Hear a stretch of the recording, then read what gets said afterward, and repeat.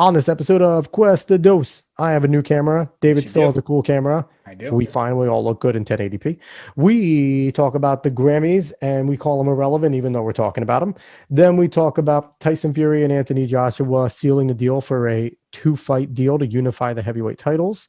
Talk about the NFL crazy free agency and how much I hate the Detroit Lions. Talk about UFC, awesome fight night, the future cards coming up. The NBA, David's wrong about a controversy between the Knicks and the Nets, and we talk about whether or not there's too many jerseys in the NBA. So, without any further ado, everyone enjoy the show.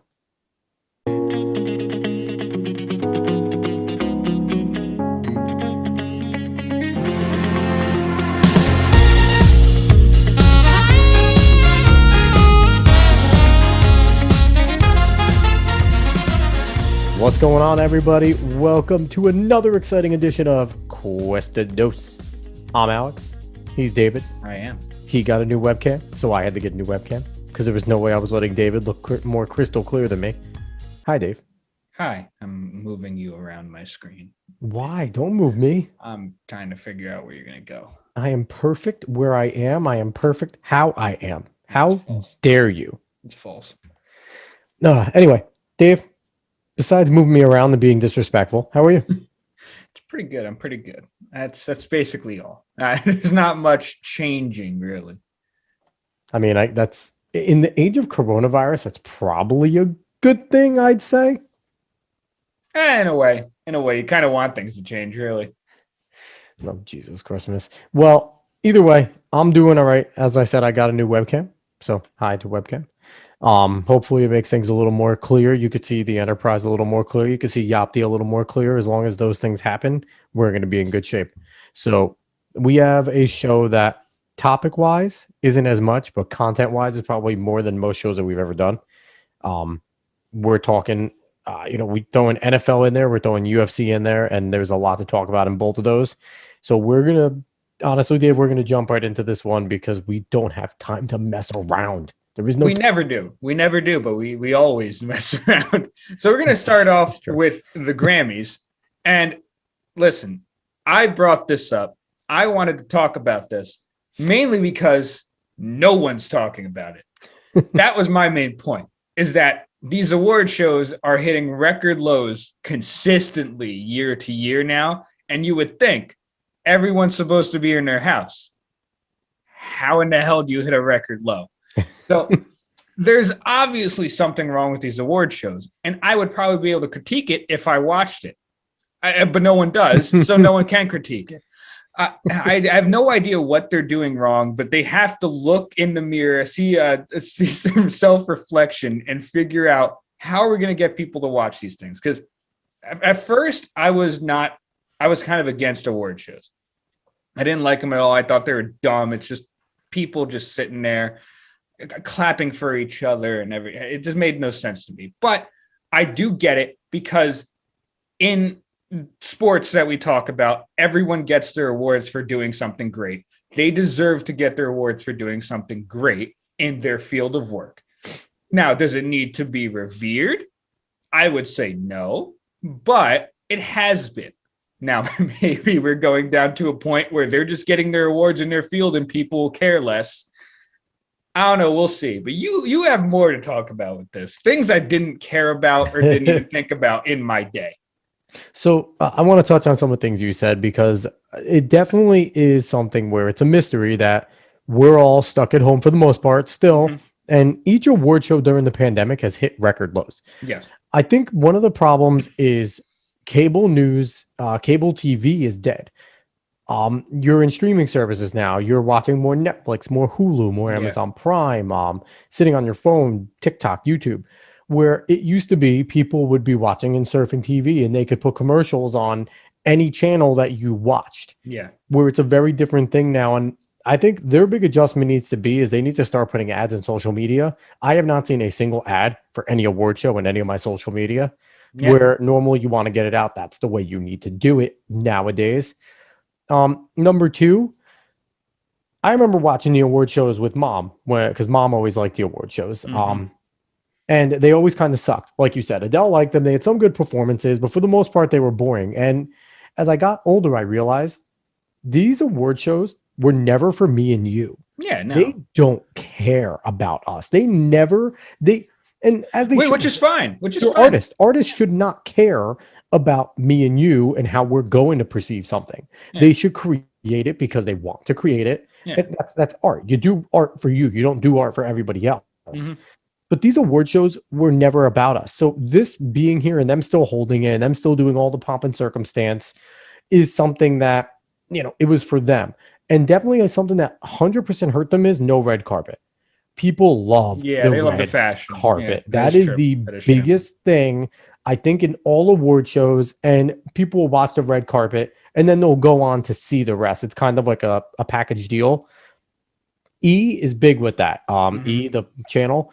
And there has been no red carpet. So I think that has been probably the biggest thing that's hurt the award shows and their ratings, is that you don't get to see these things. You don't get to see who's walking in, who maybe didn't come. Were they invited? Who looks great? Why is Lady Gaga wearing that this year? Like, there's always those questions. And, at one point, you just kind of have to be used to her, though. That's the thing. But she keeps on making you want to, like, you when you think you get used to Gaga, she does something else, and it's just like she's wearing chainmail this year. Who cares? that just, at that point. No, but Gaga wouldn't just wear chainmail. I know. And then she would have like broken swords attached to it. Yeah. Double-sided, like a horror film. Like she would do something that you wouldn't think of. So I think that's really the reason we talk about the ratings. These ratings were like half what it was even last year. I think it was like 18 million last year, and we saw 9 and change this year. And that was the initial. I don't know what they revised it to. They always go back and revise these things 7 times. Yeah. But that's my biggest thing with the ratings. I don't know if it's necessarily people were less interested in the award show themselves. I don't think the award shows, people are very interested in them anyway. It's the red carpet beforehand, then you kind of get sucked in because you're already watching it and whatever. So the things I wanted to talk about were the only reason why the Grammys were relevant had nothing to do with the awards. It had everything to do with 2 perceived controversies, I'm going to call them. They're not controversies. So Bill Burr was one of the presenters. And if anybody knows anything about Bill Burr, he's a very old school style comic. He says things that are against counterculture, or, very counterculture-esque, not PC, which is what comedians are supposed to do. And I want to read you his quote because it was funny. Distasteful, probably.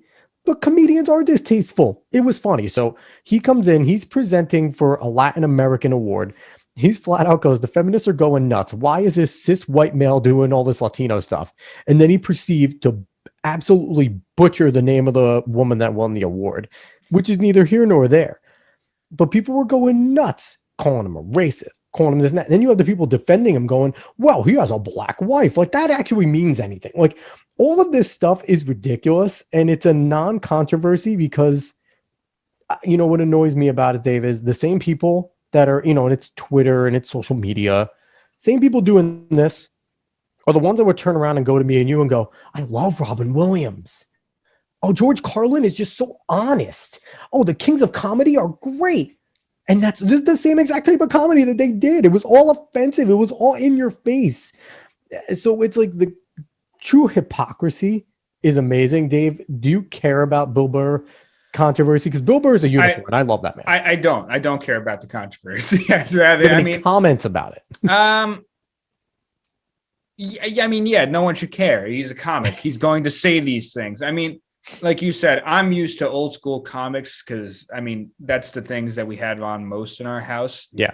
So I'm used to that. I'm used to not caring about anything about what a comic says because it's just supposed to be something that elicits a response from you, most likely laughing. But in either way, as long as you're thinking from what they're saying, they got you. That's the point of a comic. So eventually they hit the punchline. You saw that with Dave Chappelle and his Netflix specials. But yeah, overall, I just didn't care about this controversy because yet again, I didn't care about the Grammys. That's true. So I just want to, it's a funny little observation about the big thing. The big buzzword is cancel culture. And whether you want to believe it's real or not, that's your prerogative. But I do have to say, if cancel culture is real, they pick 2 of the people to go after in the dumbest way, Eminem and Bill Burr. Are you guys serious? Are those the two people? Eminem couldn't get canceled by the federal government. And Bill Burr doesn't care enough to let you cancel him. So if that's the attempt, if it's a real thing, quit while you're ahead. Those two guys are not the ones. So the second controversy that, again, is not a controversy to me is as much as you had the left wing going crazy about Bill Burr's comments, you had crotchety people on the right basically talking about Megan Thee Stallion and Cardi B's performance of WAP. They were on a bed, half naked, bumping and grinding, doing their song. Why are we mad about this? We've had Britney Spears half naked for half a decade. Christina Aguilera, both of them competing, doing Dirty and I'm a Slave for You. Madonna coming out half naked to I'm a Virgin. Cher basically being naked for 2 decades. And now you people want to be angry? The same people that were fans of them, that will tell you how much they love them, are now mad about this. Get your sticks out of your asses. It was a performance. And people like the song. Shut up. Anything from you, Dave? I have 2 things to say about ridiculous. This. 2 things to say about this. The second one is directly connected to it first. Actually, no, 3 things, but I'm going to say a third thing first. Okay. So the third thing is, yet again, no one should care about this. You're right. It is a performance. I mean, whatever. Do you have to like it? No, we're not telling you to like it, but you don't really need to complain the whole damn time. Just have another song be good. But, well, I'm actually going to completely contradict what I just said there. 1, WAP isn't a good song. No. And it's not objectively a good song. But 2, the reason why it pisses me off, the song itself, is because it was marketed terribly.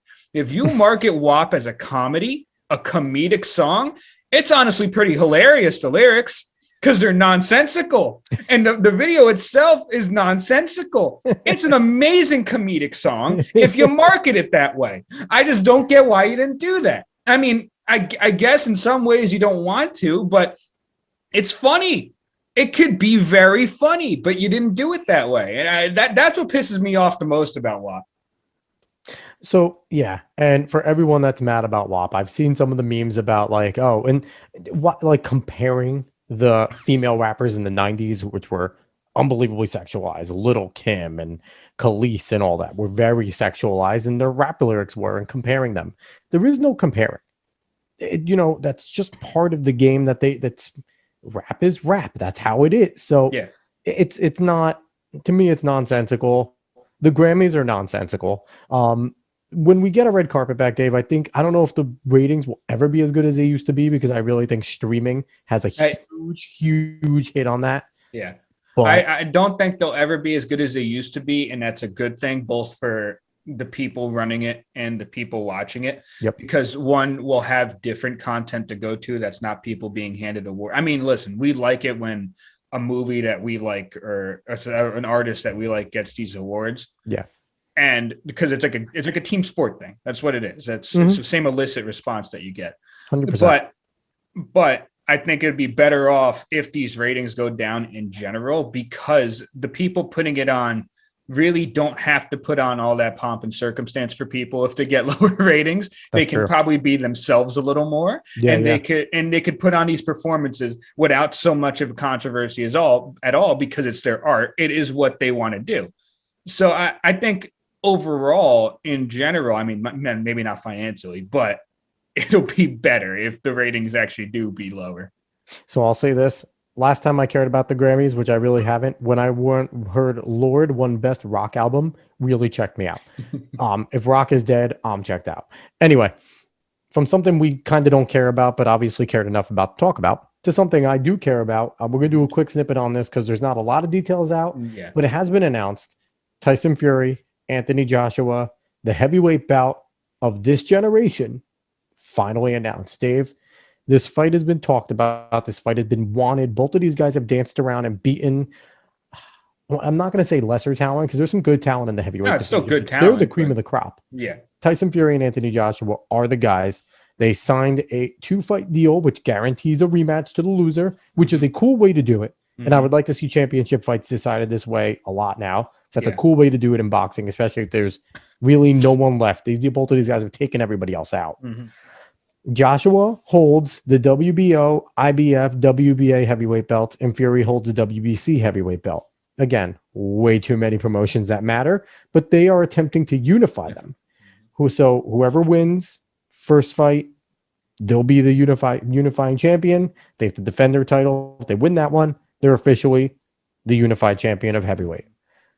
Fights were supposed to happen this year, summer and winter. No venue yet announced. Dave, I'm excited. I'm waiting to hear more details. How do you think this one's going to go? First off, I think Tyson Fury takes it. He's terrifying, honestly. Tyson Fury movement as big as he is something that shouldn't be possible. And like he said, if you're going to take out Tyson Fury, you're going to have to nail him to the canvas. So, I mean, Anthony Joshua is great. I just got Tyson Fury in this one. But overall, I think this is huge for boxing. Yeah. I think it could mean a lot, especially with unifying the belts. One thing that boxing has to stay away from, and I know you've talked about Top Rank a lot and how that's helping with ESPN, but if you want to catch up to UFC, stay away from ESPN. Because the reason why you'll see streams and everything going down for UFC is because they're directly connected to ESPN Plus, and people can't just buy a pay-per-view anymore. Mm-hmm. You can work with ESPN. Do not be ESPN Plus only. Don't pigeonhole yourself. You want to come back, have it be pay-per-views, have it be huge ones that unify belts that everyone can watch. That's the best way for boxing to go about it right now. So, Dave, do you think, since right now it's arguable that Fury and Joshua are the two biggest names in the sport, especially Fury. Fury is a huge name. If you like contact sports, even if you're just a UFC fan, you know who Tyson Fury is. It's Fury, Joshua, Wilder, and Ruiz, because Ruiz beat Joshua the one time. So would it be a big deal if whoever gets this unifying belt, not in this first fight, but in the second fight, picks their favorite? So say it's Tyson Fury. He's held the WBC for a while now. If he ends up winning both fights or losing the both, winning the second, and he quite literally just says, I dropped the other three. This is the only belt that matters. This is the only promotion that matters. And this will now be the only promotion I fight for. Do you think that would help? And would it rally other boxers to kind of go around? Because I feel like somebody big needs to step up and do that. I feel like that is the only way that, the money is still there in boxing. If you're a great boxer, you're going to outmake the best fighters in the UFC by a lot. Yeah. Even if you're the third best fighter in boxing, you still make more than the best there. Unless you're like Conor McGregor, but he has other things. Conor has other things, and Conor also went to boxing to make his money. Let's be realistic. Yeah. So would it go a big way if he starts a wave like this, and him being the biggest name in boxing right now, or whoever it is, whoever wins this fights are the biggest name in boxing currently. Yeah. Would it go a long way if they flat out say, this is the only promotion I will fight for from now on? The problem is, I wish I could expand on this more, because I just don't know enough about all the different promotions, all the different pay scales and everything, and how much their reach and exposure really is, because it could go a long way. Yeah. But I'm just not entirely sure right now. I would need to look into it more. Either way, this bout is huge for boxing. I know damn well I'm going to watch it, and I don't watch a ton of boxing. Absolutely. And I mean, I love fighting. I just don't watch a ton of boxing because it's on, and I just never know. But I just think you'll get the old heads out to watch this fight. And that's one of the biggest things you want the old heads out to watch this fight, because those are the people that left boxing, that don't watch it as much anymore. Mm-hmm. When they did love it, and then they fell out of grace for them. You'll get them back for this fight. So, it's great. This fight's awesome. I'm excited for it. It takes second fiddle to the Aaron Carter, Lamar Odom fight that's coming up. I'm just kidding. Aaron Carter's going to die. Anyway, we're going to jump in. So we'll definitely expand. Once there's more details on that, we'll go into that more. And maybe even, Dave, I might consider trying to have on our first guest. Maybe we'll do a little more of a boxing thing, and we'll find someone boxing to kind of explain to us why the hell there's so many promotions. How did they let this happen? Yeah. Basically, how did the sport let this happen? Mm-hmm. I could imagine it was greed. That's probably the answer, but let's find out.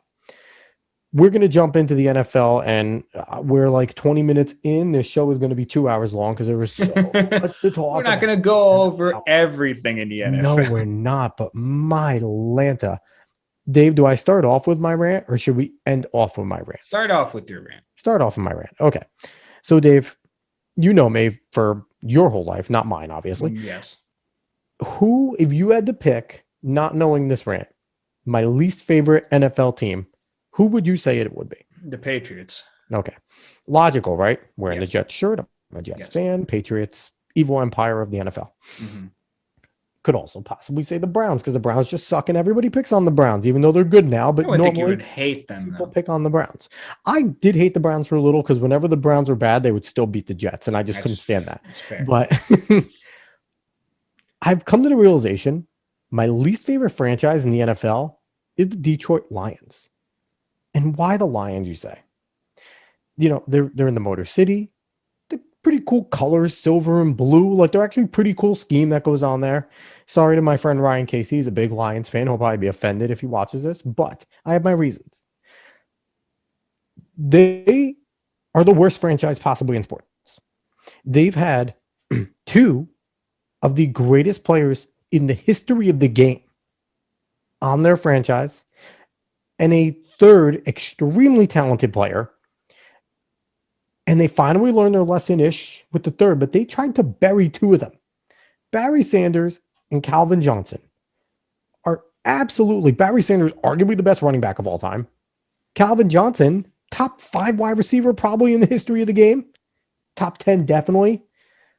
And the Detroit Lions refused to let these men go and contend for a title after a decade of service. They gave you 10 years each, and it was a gift. They had Barry Sanders break the 2,000-yard barrier not once but twice under a line that is basically Marist College's line, my alma mater. They weren't good. He played with Ty Detmer. Yeah, does anybody outside of Philadelphia and Detroit know who Ty Detmer is? He sucked. I'll tell you that much. He had a good wide receiver out there in Herman Moore, who also wasted his damn career on the Lions. But it's terrible. And then you have Calvin Johnson, who is a freak. You see quotes pop up on social media all the time about other players, guys on the practice squad saying that I didn't know they built humans like Calvin Johnson. Yeah. And you just watch him play, and bar none, you know, me and you grew up and you saw Randy Moss, you saw T.O. I've seen Jerry Rice, I've seen Tim Brown in their primes. And Calvin Johnson is as talented, if not more talented than those guys. We don't have a current wide receiver in the NFL. I don't care what anybody says. So they wasted both of these men's careers and basically held Matt Stafford hostage until he went public, who was a guy that was a good soldier, went public and said, you guys all suck, let me go. They're a terrible franchise. They are just bad, and I don't hate them for any other reason than they destroy talent, and they don't deserve. Their NFL needs to come in. If they draft a guy and within 3 years they're the best, the NFL needs to steal them and say, no, you're not allowed to have them. I don't care if they give them to the Patriots. I'm not going to give them to the Pats, because at least the Pats know what to do with talent. The Lions, kick rocks. You suck. Dave. I'm just going to do a little thing. I don't hate the Lions as much as you do, but I think even fans would kind of agree with you in the fact that they did waste players. It's amazing how much the Lions should be a much better historical franchise than they are. They don't need a crazy amount of Super Bowls, but like historically, they should just be better. But yeah, overall, I mean, it's funny at the end, you're kind of making the same argument that like memers make about the Jets and stuff like that, where it's like, oh, you should never get a first round talent. But the reason why you get a first round talent is to hopefully make the team better. Now that usually starts at ownership when everything's going wrong like that. Yep. I don't know much about the Lions franchise. I'm not going to speak crazy about the Lions franchise because maybe it isn't the owner. Maybe he's just SOL and how he picks people. I have no idea. But I just wish for better for Lions fans, because that's a tough division. Yep. The NFC North. It is one of the toughest divisions in history. So I just wish better for them, and I wish better for that franchise in the whole. So, you know, and you mentioned the Jets, and we talked about this because I told you I wanted to go on this rant. Mm-hmm. And I said one thing is, you rarely, if ever, hear Jets players or former Jets players come back and say that franchise sucked. Mm-hmm. They were terrible to me. They're classless. You essentially heard that from two guys where they were like, they held us. They forced two guys to retire. And I said to you, it might be just because they wanted Hall of Famers. because now Barry had to go in. Calvin has to go in Yeah. as a Lion. They don't have a choice. So they're like bona fide. Lions have 2 Hall of Famers at minimum. But, Texans are going down this road. They're getting there where they just the Texans could very easily usurp this. They could. Very easily. Because Texans are happening very quickly where the Lions were over a few decades. Yeah. But, part of me does fault the ownership. I do. Because the ownership was looking at dollars. They were getting jersey sales. They were getting butts in the seats. And they weren't telling their GM. Because most of the time, great players, when they want this out, do have relationships with the owners. They've been there for so long. Yeah. And they can go and be real with the owners and be like, listen, I got to go. We see it happen in basketball all the time. NBA does this all the time where guys put their service in and they go and they do right by the players. This is something where I do put it on the ownership. They did not do right by Barry Sanders. They did not do right by Calvin Johnson. And I guess they did right by Stafford in the end after we made a gigantic commotion. So I don't know. Lions can kick rocks, but someone else that is officially kicking rocks, not in a bad way. Drew Brees officially announced his retirement. Yes. What could have been in San Diego if that man never was traded, but they did get Philip Rivers. Philip was awesome. Yeah, I mean. But overall, Drew Brees, fantastic career. People are going to look at the end of his career and kind of question a lot of things about him. The last few years, he's been naysayed a little bit, but man, Drew Brees was a monster. Easily one of the best of all time. Scored one for us short guys and did a really good job. It's going to be played all the time. The one scene of him jogging off for the final time, where I think all of us felt it when he did that last turn and look at him, each and every single one of us thought this is probably it. Yeah. It's one of the most beautiful scenes you're going to see in sports. A guy do that's been as great as he has. Now, on the back end, the same day he announced his retirement, New Orleans announced Taysom Hill with a 4-year, $140 million extension, which is avoidable after each season. So it's interesting. The deal, I think, says $7.5 million right up front. But they also just re-signed Jameis Winston, which tells me Jameis is going back because Jameis thinks he has a chance. And if Jameis thinks he has a chance, then I'm riding with Jameis. Screw you, Taysom Hill. Dave, how do you feel about the Saints situation? I don't love it. I really don't. I mean, I like Jameis overall as a quarterback. I feel like with his eyes being fixed, he might actually not throw 30 interceptions, which would be great. But that's the thing. He is the most gunslinger out of gunslingers, but he's at least a gunslinger where you're going to be gaining yards and scoring with him. Yep. That's the number one thing. Taysom Hill didn't look great. He didn't look awful, but he didn't look great for them last year. Now, we'll see what happens. We'll see what Sean Payton likes, because with Taysom, you can run a lot of gas. He's such a useful player. He's literally a Swiss Army knife. That's what Taysom is. So I understand wanting to keep him. But as a franchise quarterback, I really don't see it yet. Yeah, so that's going to be an interesting thing to watch there. Now, the Saints were just one of the teams participating in free agency. I think only 2 teams so far haven't made a move in free agency. I think it's the Seahawks, haven't gotten anybody, in the Falcons, which what the hell the Falcons are you doing? They did just make a trade. Did they just make one? Okay. Yeah, they got a tight end from the Bills. Okay. Well, it's about time because the Falcons need a ton of work. So get to work, Falcons. But me and you are both on the same page. We're on the NFL page. And Dave, I don't think I've ever remember a free agency period where the cap was just lowered 8%. Being this active. Yeah, I know. Just started. It just freaking started. And Dave, give me your top deals so far. Ones that you like from, teams have been busy. What are your favorite deals so far? So far, I'm going to say for the Patriots themselves, in order to really show whether or not Cam Newton is done or not, getting both Hunter Henry and Jonnu Smith.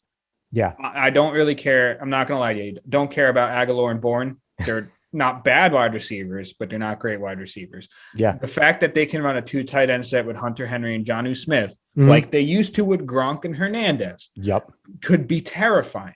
That's the number one thing I see out of what the Patriots have done. I think it might be very scary. Yeah. Other than that, I mean, John Johnson going to the Browns is very good for the Browns.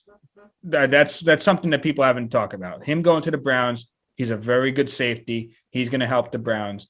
I don't know if we talked about all of the trades even before the offseason. Like, did we even bring up Wentz to the Colts? I don't think we brought up Wentz to the Colts. I know we brought up Stafford. We brought up Stafford. I don't think we brought up Wentz. If we did, no, I don't remember talking about it because that's a big trade that happened before free agency, and that set a lot of different pawns in free agency. Exactly. The number one thing that we really haven't seen. I mean, we saw Joe Thuney to the Chiefs, which you're getting $16 million a year from one of the best teams in the league. You're going there. I don't care who gives you what deal. You're going there. So you got him to the Chiefs. You got Lindsley to the Chargers. So there's two offensive linemen, big offensive linemen going out. The one thing that we haven't seen move a lot at all is the wide receiver market. The only person, big name, that was really picked up was Corey Davis by our Jets. Yes. Other than that, Juju, Galladay, Fuller, no one's really been picked up yet unless they just have, and we haven't looked at it. I guarantee 6 more things are going to happen during the show. Exactly. But, I mean, you have Bud Dupree off the market. He's to the Titans. Titans have done some work. Janoris Jenkins there, too. They've gotten better. Titans have done good work. You have Yannick Ngakoue to the Raiders. And the Raiders have made some weird cuts. I think they've lost like 4 of their linemen, 4 of their offensive linemen. Listen, you trust Chucky. I have no idea what's happening. The man's I get that. 19 more draft picks, so he doesn't care. No, I get that. It's just weird. I mean, the Giants re-upped on Leonard Williams. They gave him a big deal. They really like Leonard Williams. Oh, wait. Looking at this, I don't know if the Eagles have done any deals yet. Oh, the Eagles don't have anything, but I do have to mention sliding down. Fitz Magic in the capital, baby. Yep. So we can expect an 11-win season.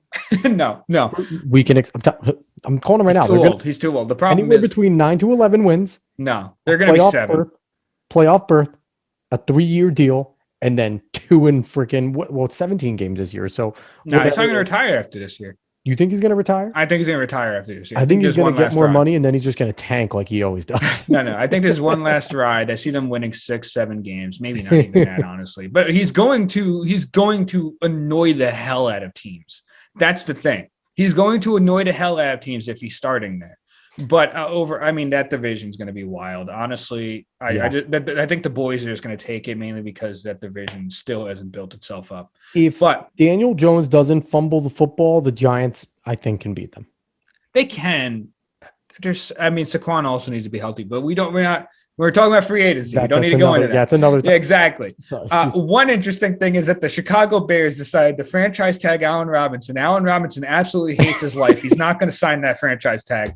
And then they picked up Andy Dalton as a quarterback. Apparently, they were pushing hard to trade for Russell Wilson, apparently, but it never went through. Seattle said, "Nah, we're good." So, Dave, do you think we're going to have basically a tag and trade type of deal or a sign and trade type of deal with Allen Robinson at some point? Because he is not signing. He's not signing. I don't think he's going to sign. They can give him a $250 million deal, and I think he'd be like, kick rocks. I'm done. Yeah, no, I don't think we're doing it. I think that Douglas got Corey Davis. He may get another wide receiver, maybe just a speedster or something like that. Because since the market for wide receivers are so low, you might be able to get them cheap. Why the hell would you do a sign and trade for Robinson? I feel bad for him. Don't get me wrong. I feel awful for him. You know what? He liked so many things about trades to the Jets. It seems like the guy wants to be a New York Jet. He wants to be anywhere else. The Jets are nice because they have Salah and there's a fresh start. But he wants to be anywhere else but the Bears. Poor Bears. I have no idea. What did the Bears do? They're kind of in quicksand, but that's about it. Yeah. Other than that, the Bucs are retaining everyone, which is expected. Yeah, who's leaving the Bucs right now? Who's dumb enough to leave the Bucs? Exactly.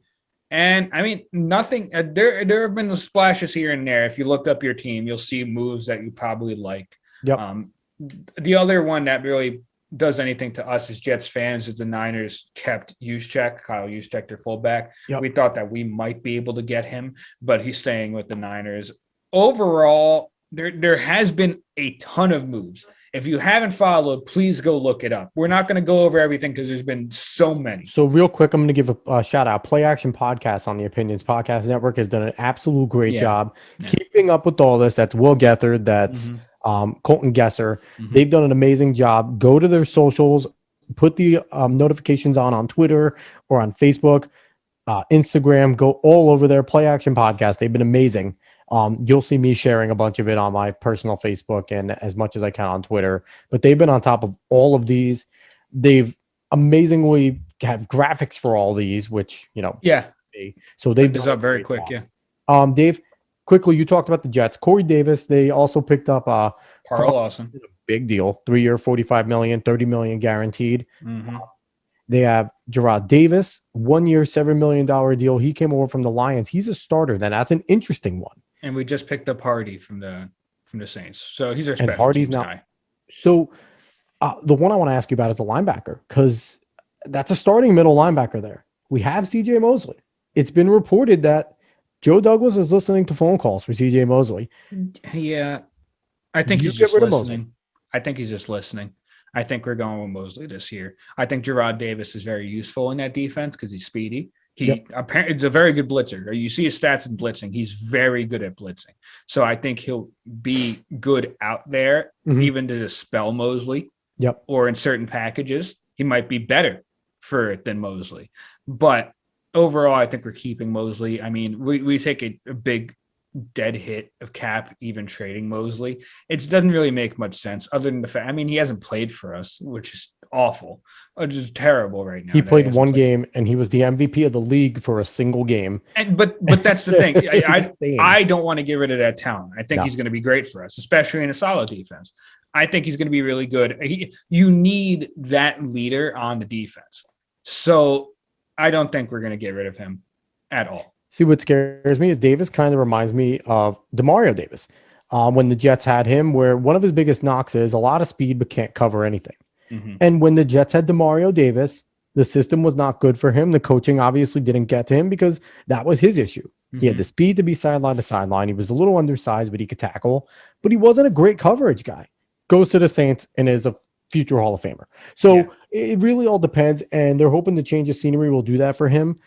I'm wondering with his speed, if we can move him outside and make him an edge rusher. Maybe that is the reason why we got him, because we think we can convert him. But who knows? That's interesting stuff. But anything else on free agents, Dave? You talked about the wide receiver market. Where do you see some of these guys going? Do you have any inkling? I have no idea, honestly. You would think the places that would want them would already pick them up because these are big names out there that can actually help your team. I have no idea what's happening right now. Now, this is weird. Obviously, Joe Douglas just don't care and just went out and got Corey Davis. But do you think a lot of people are waiting for Golladay to go? Is Golladay the big name, and is his number going to kind of a lot of agents waiting to see what Galladay's number is going to be, and it's going to drive everybody else's number? Because we see that all the time. I don't think so, mainly for the fact that Galladay's biggest problem is staying on the field. So he can get a big number. He deserves a good number talent-wise, not exactly availability-wise. Mm-hmm. So I don't think it's really him. I think it's just teams uncertain of what to do with this wide receiver market because there is a lot of talent out there. Yeah, definitely. And especially with the cap going down, building your team is so weird right now.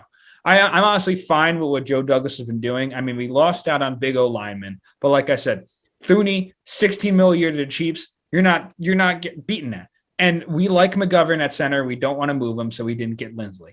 That's fine. If you like it, you like it. I'm not going to kill you for it, unless obviously we go 1-15 or something. But right now, I'm not going to kill you for it. Other than that, I mean, he's made good moves. He went and got a wide receiver, a damn good one at that. One that was just barely under 1,000, an offense that relies heavily on Derrick Henry. So there's a lot we can do with that. I have no idea exactly how this offseason is going to play out right now. That was only one day in. There was a ton of moves. The wide receiver market isn't moving, and it's crazy. Trent Williams is out there at O-line. He's 33, but he can be a serviceable guy for a year or a 2-year deal. So we'll see. But yeah, for free agents for me, that's kind of, I'm in wait and see mode. It's exciting. Yeah. This type of movement I haven't seen in a long time, and it surprises me, especially since the cap is lower. Mm-hmm. But it just goes to show how many people were smart with the cap when it was higher and got a ton of money. Yep. So Dave, we'll be back next week talking about another 7,000 moves because they ain't done. Oh, 100%. No one's done. No one's done. And that's the scary part. So we're going to move on to something that hasn't been done for a while, something that's on every damn week. That's the UFC. Hell yeah. So I'm just going to go over real quick what's coming up next, just the main events, and then we'll go into 260 and what's going to happen with 261.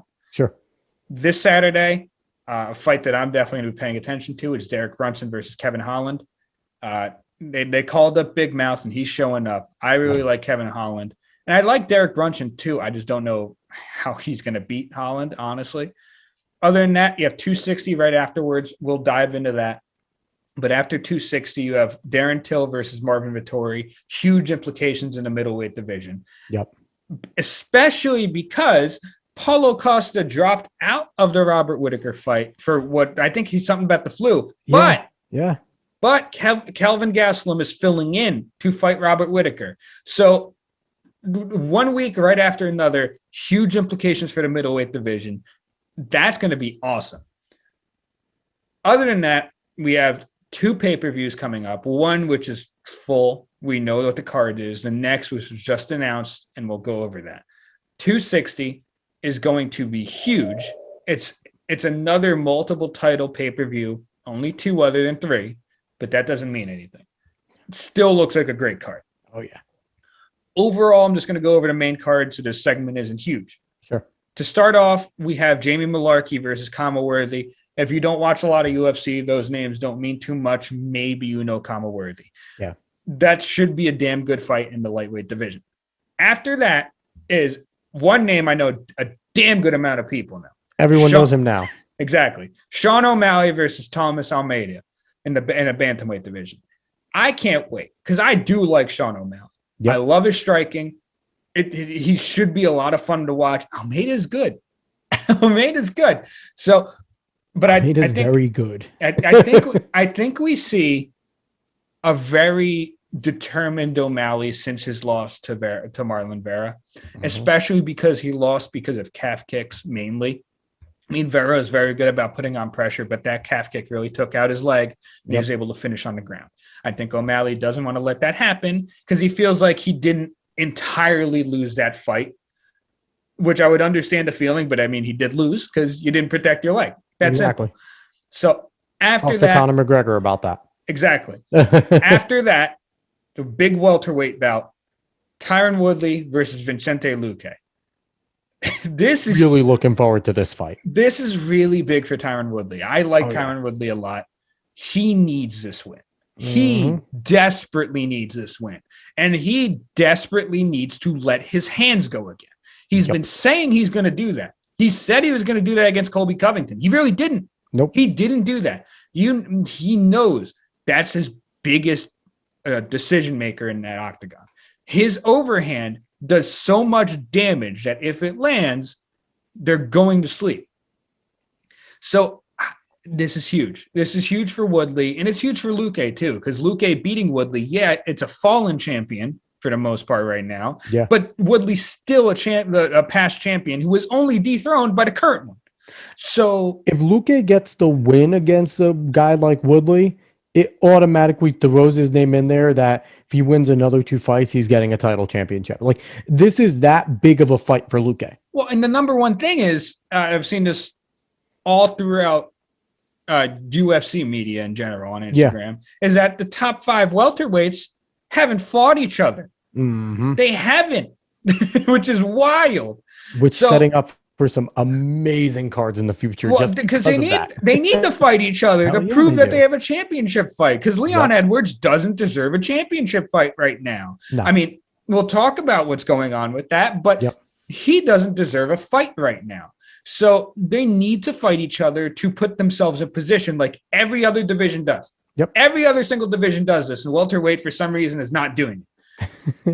So I see you feel some type of way about welterweight. Because there's so many good fights that could happen, but it's not happening. But that's a big fight just for legacy for Tyron Woodley. Yeah. Because especially since he released his song, he hasn't won a fight, which is awful for him. Especially since the song is "I'll beat your ass." It's awful. It's awful. He needs to win that fight. Afterwards, we have our first title fight of the pay-per-view. Alexander Volkanovski versus Brian Ortega for the featherweight title. This is very interesting because Volkanovski's looked great against Max Holloway, prior champion, very good fighter, Max Holloway, Ultra Instinct Max Holloway. But Brian Ortega came back to fight the Korean Zombie. The Korean Zombie is a legend. Mm-hmm. And he really dominated that fight in the striking. Yep. And the stand-up, Brian Ortega dominated that fight. And that, I mean, Brian Ortega is much better on the ground than he is stand-up. You saw vast improvement in his stand-ups, though. Yep. He was able to do whatever he wanted. So that should be a great fight. We might see the title change hands there. But Volkanovski's so good. Who knows? That should be a great one. After that, we have the main event, the heavyweight title bout, the baddest man on the planet, a rematch. Stipe Miocic versus Francis Ngannou. Yep.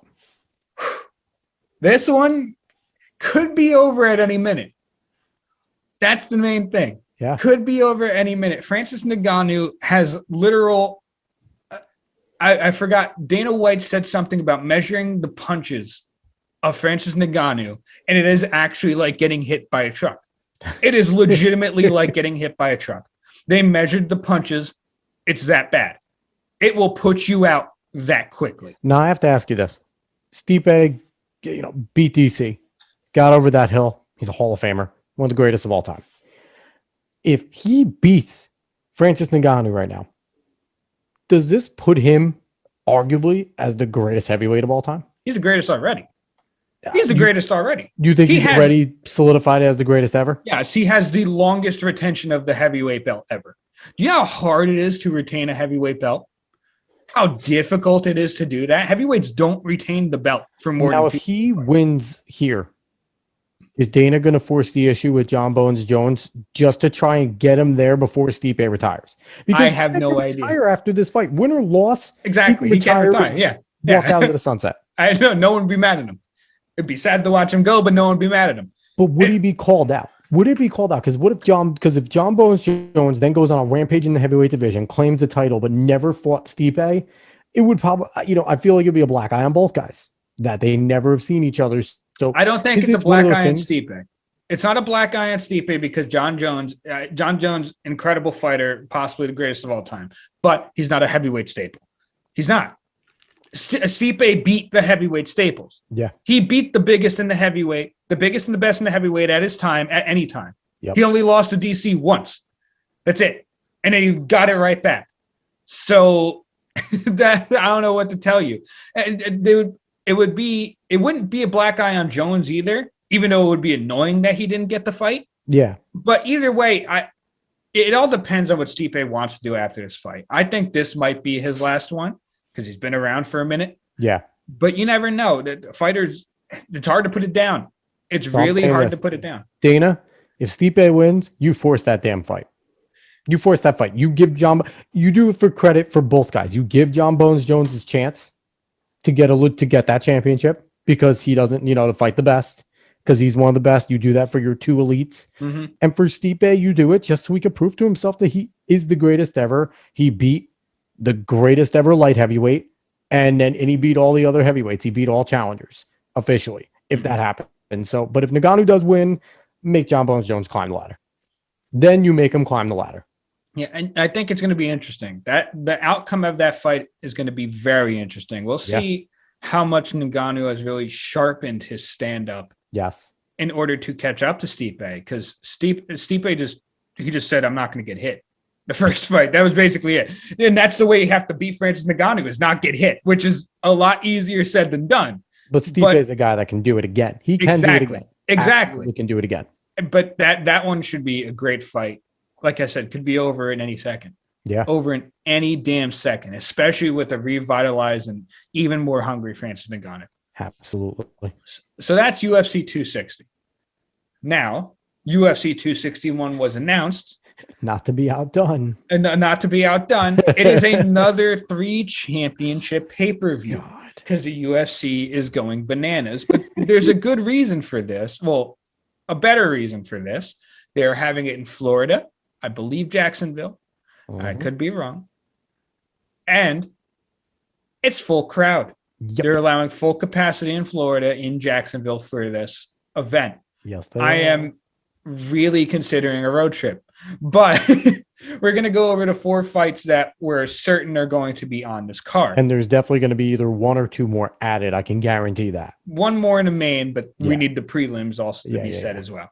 So, first bout is a light heavyweight bout that we know of. Anthony Smith versus Jim Crute. Anthony Smith needs to redeem himself. He's been on a two-fight losing streak, first against Clover Teixeira, who's challenging for the belt, so it's not that bad. But then against Alexander Rakic, who's good, but he got dominated. He was mainly held down the whole fight. Yep. Jimmy Crute, up-and-comer. He could really solidify his name, get into the top 10 with a win over Anthony Smith. After that, right into the championships that we know of that's fighting. We start off with the women's strawweight bout, Zhang Wei Li versus Rose Namajunas.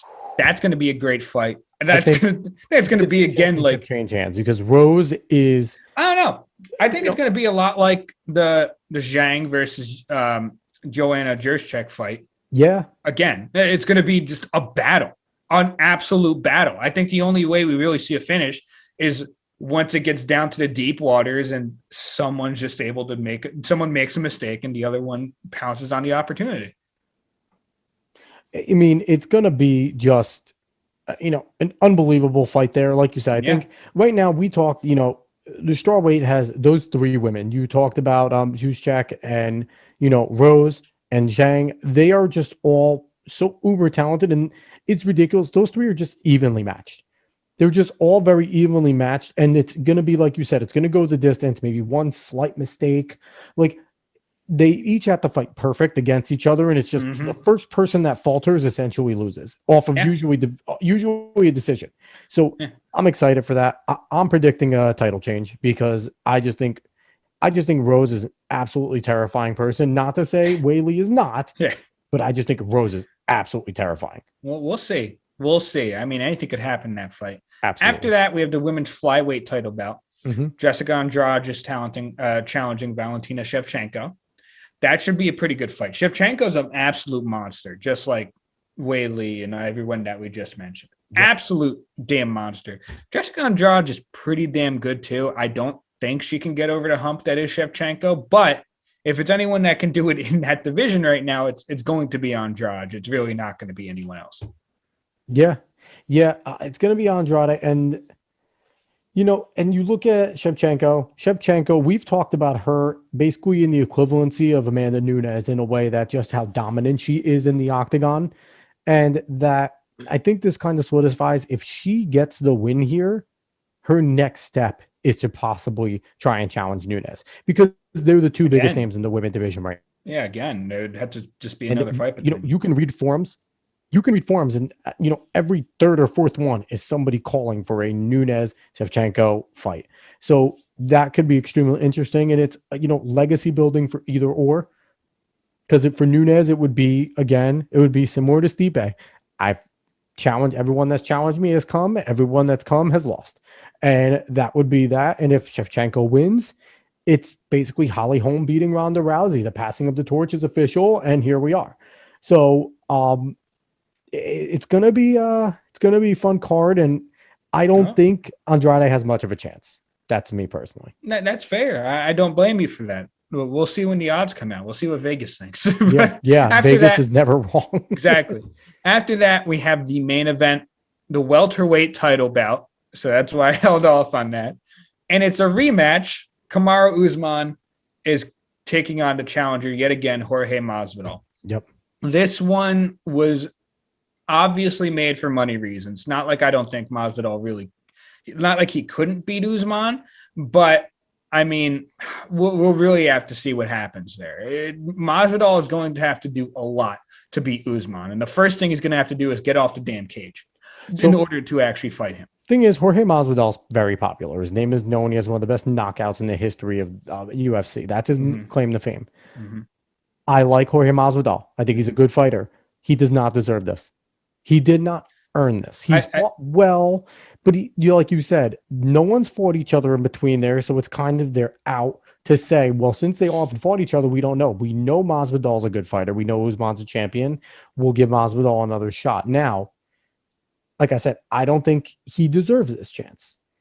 I think this is a money grab, but it could be a very good money grab because Masvidal does have that one hit potential. Yeah. But God, Usman's not getting one hit by anybody. Yeah, and if he didn't get finished by Gilbert Burns, you could see how difficult it is to do that. But I mean, like you heard me last week, I said I thought Colby Covington deserved the rematch overall. Yep. Especially because Burns just got beaten. He's really the next one up, unless you're really going to give it to Stephen Thompson, because Stephen Thompson hasn't gotten the chance, and I think he's a great fighter as well. Absolutely. So, I mean, do I hate this?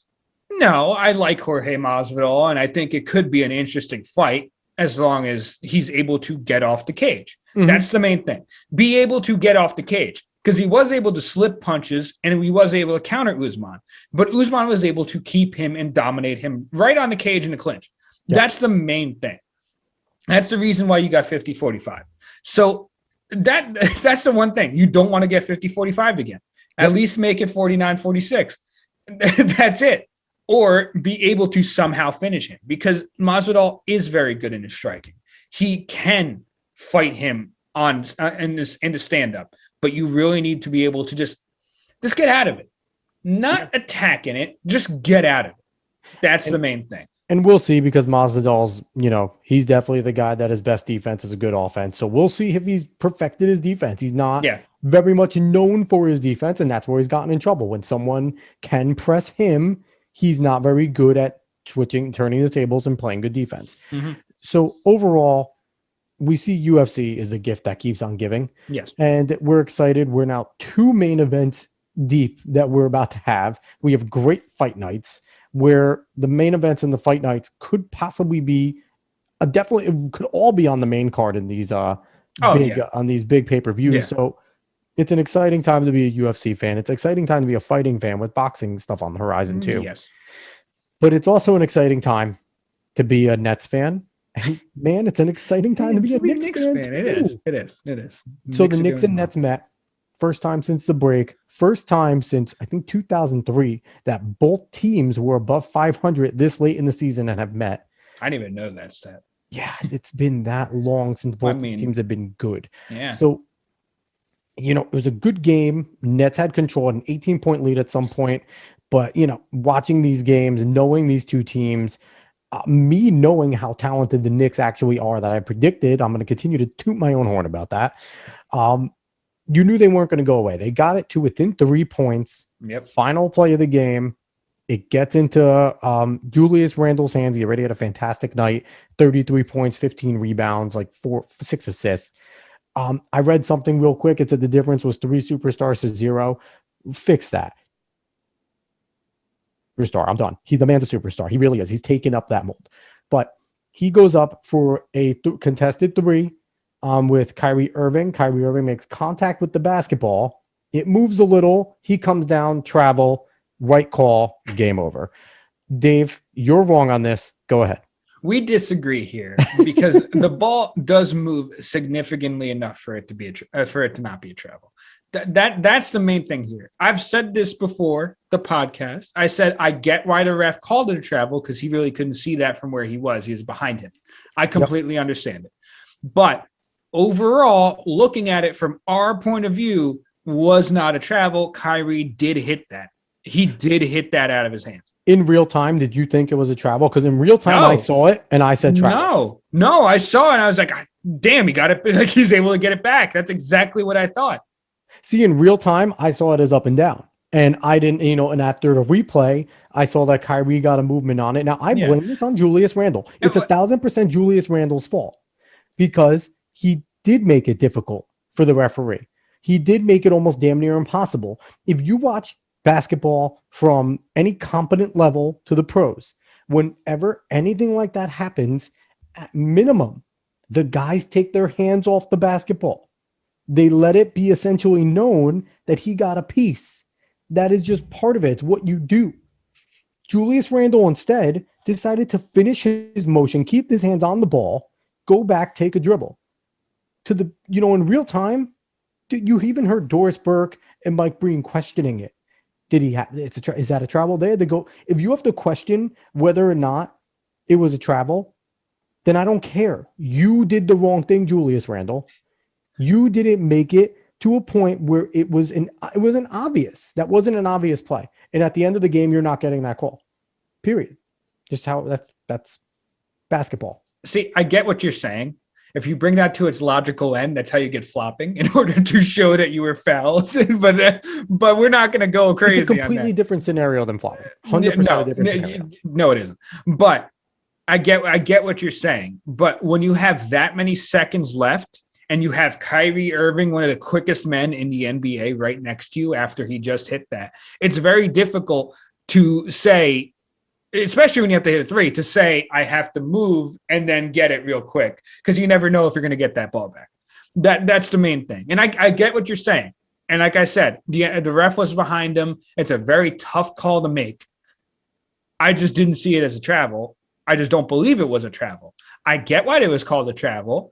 It's not the biggest thing to me. I'm not going to say the Knicks are completely robbed, because I'm one of the people that generally says most ref calls, even at the end, are not as bad as people think if your team just played better throughout the whole game. Some of them are bad, don't get me wrong. Some of them really do change a lot about the game. But if your team was just playing better, then you don't have that at all. But overall, that to me, that wasn't a trap. I get it, but it wasn't a trap. I'm with you on the sense that, it's not the egregious call that we've seen. This isn't the Saints and Vikings where a guy gets tackled. Like this isn't, Saints and Rams. Saints and Rams. Yeah, sorry. I was thinking Miracle in Minneapolis and just mixing them all up. But it's not as egregious. It was a bang bang call. It was the correct call. But overall, this is, to me, I agree with you. It's a circumstantial thing. Kyrie Irving's there. He's quick. But at the same time, if this happens any other point in the game, Julius Randle is making it obvious. He is not trying to catch. In the motion that he did made it look like Kyrie never touched it. He made it look that way. So whether he touched it or not, it is on Julius Randle. It is his fault. He did not get the call. Like I said, possession back. 100% his fault. Logical progression, logical end leads to flopping. All right, we're going to move on to the uniform debacle. Oh my God, you and your slippery slopes. It's not a debacle. It's slippery slopes. Interesting uniform pondering I saw on Twitter, I believe by Anthony Puccio. If I remember correctly, if I'm putting words in your mouth, please let me know. A Pooch, the association, Friends of the Network. Yes. Go visit the association. Great basketball stuff. Does very good work. Yes. But he put out the question of like, does the NBA need so many different jerseys that some of them don't even seem to correspond to their teams? And this was mainly made due to the fact that in the new earned jersey collection, the Miami Heat have an all yellow and black jersey. I get that heat and fire can produce the color yellow, but generally, they're a team that's in red. So or red somewhere. Yeah, exactly. This is all yellow, or as this tweet put it, trophy gold and black. It really doesn't make much sense for the Miami Heat, but Miami Heat is actually one of the teams that are more unique with their uniforms, especially their alternates. But the main question here is, does the NBA need so many alternate jerseys? Well, not need, but should there be so many alternate jerseys in the NBA? Is it a good thing? Is it a bad thing? Overall, I mean, I don't hate it. I know I like playing 2K, even though the newest 2K I didn't love, but I love going through the jersey selection and choosing some of the ones that are fun to play with. And I mean, I generally like the idea of really trying to design something new for your team all the time, but some of them are just, it could be an overload sometimes. Yeah. See, I'm looking at them now. Celtics haven't figured out how to make a good jersey. They seem to never be included in these.